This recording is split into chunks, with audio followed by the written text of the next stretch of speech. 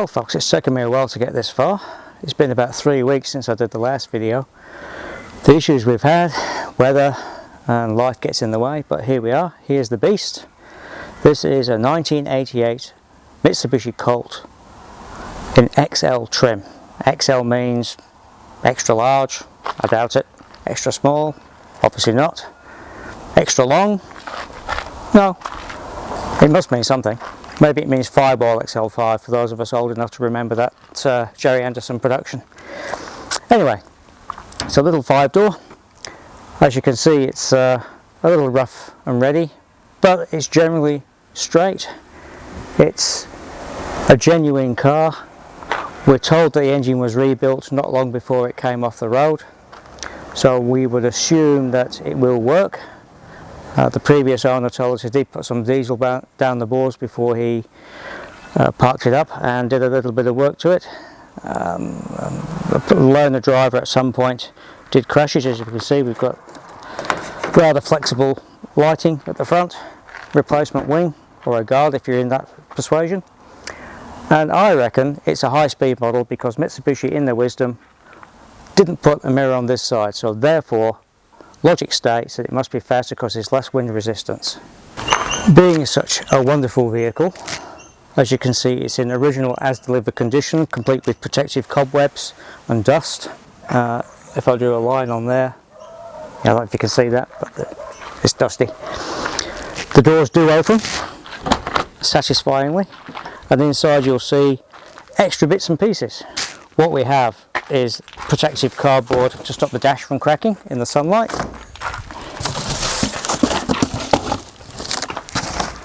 which you can see does a good job. The dash is in pretty good condition, I'll show you later. We have what appears to be a spare front bumper in very good condition. I'd say that's come from a wrecking yard from somewhere. It's even got the original sticker on it. What else have we got? A battery tray and clamp. I know there's no battery in the car. I had a look. It did come with a battery, but it's dead. It's gone. A floor mat. And what appear to be a set of original wheel trims. If anybody knows if these are real, original or not, just let me know. But there's 4 and they're in good nick. That's pretty good. Moving on to the other part of the car. That door opens as well. Cloth interior. Maybe XL means extra luxury. So it's got a steering wheel. That's a luxurious thing. It's got seats. Cloth seats at that. It does have carpet.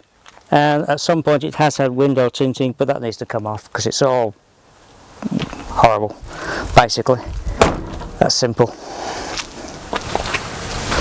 Now moving to the boot. No remote access that I've found yet, but we do have the key. It does everything. That's bent.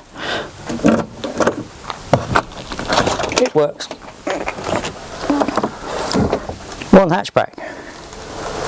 Ooh, they don't work. Okay. Partial shelf is pretty good nick. It's got a jack. Does it have a spare? Can't really see. Let's have a look. Yep, it's got a spare. And an old cassette tape. Interesting.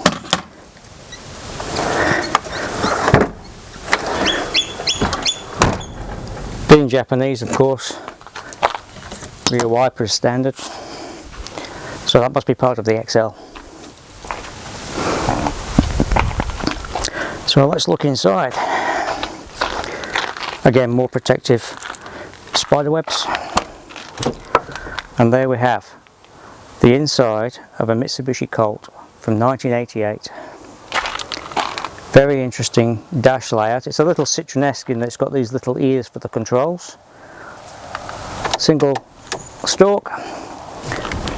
Thin steering wheel. Well, I've just put the steering lock on. And of course the ignition barrel.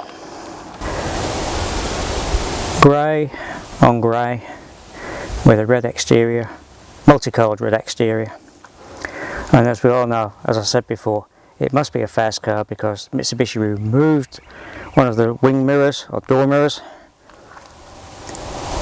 That'll make it go faster with less wind resistance.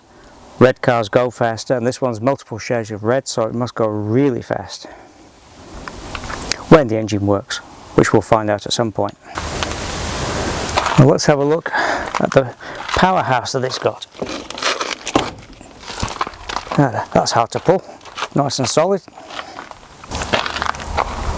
A bit like my Mazda 1500, it tilts forward. I don't have the Mazda 1500 anymore, by the way. Well, here we have what is alleged to be a 1.6 litre according to the badge on the side, but in reality it's a 1400. Now I reckon that NASA would have had some input in making this car, seeing as it's so fast, being red and aerodynamic, and that's because the engine is called a Saturn. Now my theory is, using man logic, NASA back in the 1960s, when they did the Apollo moonshots, had a rocket called the Saturn V, and that was pretty powerful to throw 3 people off the planet and get it to the moon. This one is a Saturn 1400, so this one is 1,395 more than a Saturn V, so it's got to be super powerful. We'll see. And from the other side of the car, you can see that it came with a free toolkit of a spanner made in Australia. It's a Sid Chrome something, 13 mil. 13 mils are always good because it's like a ½ an inch. Very useful. Not sure what that is. There's plenty of evidence of having some mice in and around the place, so this will be interesting in here. Oh, that was loud. We do have a reasonably new coil on it, a GT40 coil. Distributors just down here. Engine mounts nice and easy to get to, not that I should need to do anything with that. Wiper motor, other bits and bobs. Radiators off to that side. There's room for 2 radiators effectively, if you think about it. Interesting. But there again, taking up the space down here is the alternator. The belts look average. What else is there? Well, the expansion bottle's got coolant in it. That's pretty good.